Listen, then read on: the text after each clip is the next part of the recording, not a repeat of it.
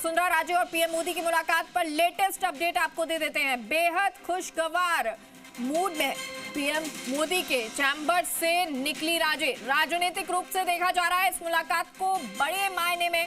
लोकसभा में चल रहे गतिरोध, नए उपराष्ट्रपति उम्मीदवार चयन और नई बीजेपी अध्यक्ष के चयन जैसे राष्ट्रीय मुद्दों के बीच में ये अहम मुलाकात हुई है। और ऐसे में बड़े घटनाक्रमों के बीच पीएम ने राजे को दिया 20 मिनट का समय और राजे की जल्द ही हो सकती है कुछ महत्वपूर्ण मुलाकातें। अमित शाह से ये मुलाकात हो सकती है। वसुंधरा राजे की मुलाकात के मजमून को लेकर सियासी गलियारों में चर्चाओं का दौर शुरू हो गया है कि क्या वसुंधरा राजे को मिलने जा रहा है कोई अहम पद या कोई अहम जिम्मेदारी।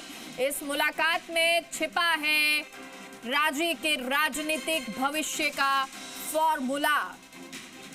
तो बड़ी जानकारी इस लिहाज से क्योंकि सत्ता और संगठन में इस वक्त बहुत कुछ चल रहा है।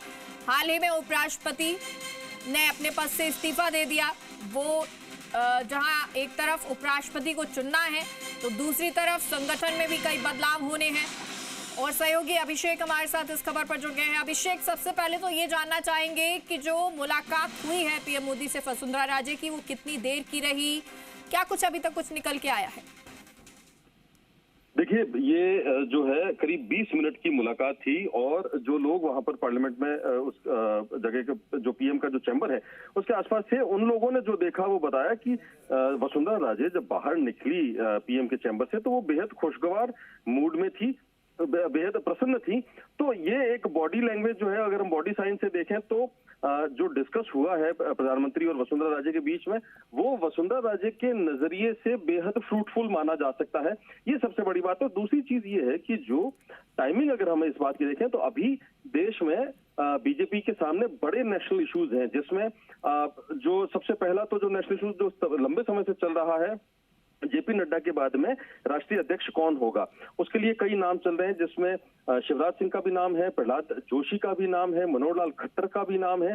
बड़ी एक एक्सरसाइज चल रही है, एक राय बनाने की कोशिश की जा रही है, तमाम चीजें हैं।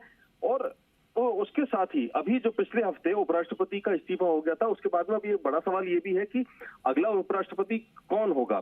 क्योंकि इलेक्शन जो विभाग है उसने, जो चुनाव आयुक्त है, उन्होंने एक इनिशियल प्रोसेस शुरू कर दी है उपराष्ट्रपति के चुनाव को लेकर। तो ऐसी सूरत में अब ये भी एक बड़ा कयास लगाए जाने लगे हैं कि अगला उपराष्ट्रपति कौन होगा, एनडीए की तरफ से उम्मीदवार कौन होगा और जो यूपीए है उनकी तरफ से कौन उम्मीदवार होगा।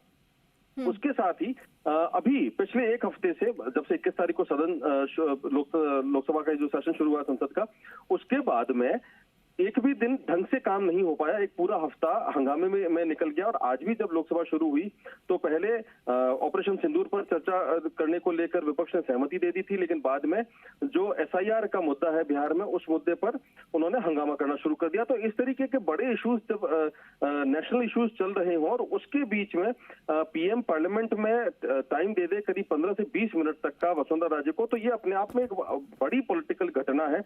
और जो राजनीतिक जानकार हैं, जो बीजेपी के जो हमारे सोर्सेस हैं, उनकी माने तो ये एक तरीके से वसुंधरा राजे की बड़े तौर पर राजनीतिक वापसी का संकेत भी हो सकता है, क्योंकि ऐसे क्रूशियल माहौल में इतनी लंबी चर्चा होना प्राइम मिनिस्टर के साथ में, ये एक बड़ा संकेत है। जानकार ये भी कह रहे हैं कि आने वाले दिनों में हो सकता है कोई और बड़ी मुलाकातें भी हो, जिसमें बीएल संतोष के साथ मुलाकात हो सकती है वसुंधरा राजे की, जिसमें अमित शाह के साथ मुलाकात हो सकती है। और अगर ये मुलाकातें आने वाले कुछ दिनों में होती हैं तो ये निश्चित रूप से एक बड़ा संकेत माना जाएगा कि ये एक तरीके से वसुंधरा राजे की मेन स्ट्रीम में और एक बड़े तौर पर एक उनकी वापसी का जो फॉर्मूला है वो तैयार करने वाली बात हो सकती है। मेघा, बिल्कुल अभिषेक। और क्या कुछ इस वक्त राष्ट्रीय राजनीति में चल रहा है, इस वक्त बड़ी रोचक स्थिति बनी हुई है, क्योंकि बहुत कुछ बदलाव अभी भी होना बाकी है। बहुत बहुत शुक्रिया अभिषेक आपका इस जानकारी के लिए।